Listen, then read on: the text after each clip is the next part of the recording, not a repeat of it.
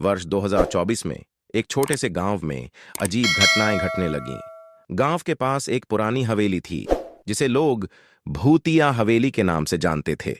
कई सालों से वह हवेली खाली पड़ी थी, लेकिन अचानक गांव के लोगों को रात के समय वहां से अजीब अजीब आवाजें सुनाई देने लगीं। एक रात गांव का एक युवक अर्जुन अपनी बहन के साथ उस हवेली की सच्चाई जानने के लिए वहां गया। हवेली में घुसते ही उन्हें एक ठंडी हवा का झोंका महसूस हुआ।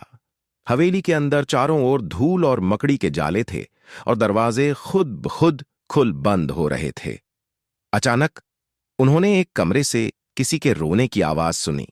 जब अर्जुन ने दरवाजा खोला तो उन्होंने देखा कि एक बूढ़ी औरत वहां बैठी थी जो बहुत ही दुखी लग रही थी। अर्जुन ने हिम्मत जुटाई और उससे पूछा, आप कौन हैं और यहां क्या कर रही हैं?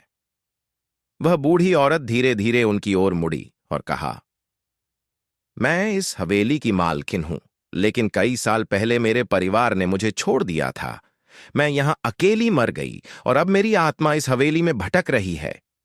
अर्जुन ने डरते हुए पूछा, हम आपकी कैसे मदद कर सकते हैं?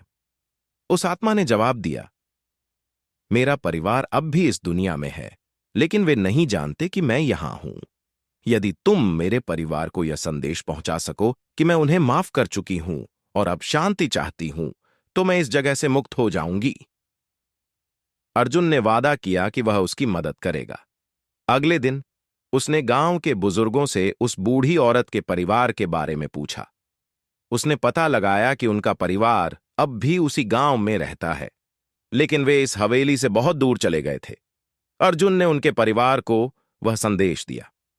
जब परिवार ने सुना कि उनकी मां की आत्मा अभी भी हवेली में भटक रही है, तो वे बहुत दुखी हुए और तुरंत हवेली की ओर भागे। वहां पहुंचकर उन्होंने अपनी मां से माफी मांगी और उसकी आत्मा की शांति के लिए प्रार्थना की। उस रात अर्जुन ने देखा कि हवेली से एक उज्जवल प्रकाश निकल रहा था और धीरे धीरे वह प्रकाश गायब हो गया। उस बूढ़ी औरत की आत्मा अब शांति में थी और हवेली अब हमेशा के लिए शांत हो गई। उसके बाद गांव में कभी भी कोई अजीब घटना नहीं घटी और लोग अर्जुन की हिम्मत और दयालुता की प्रशंसा करने लगे।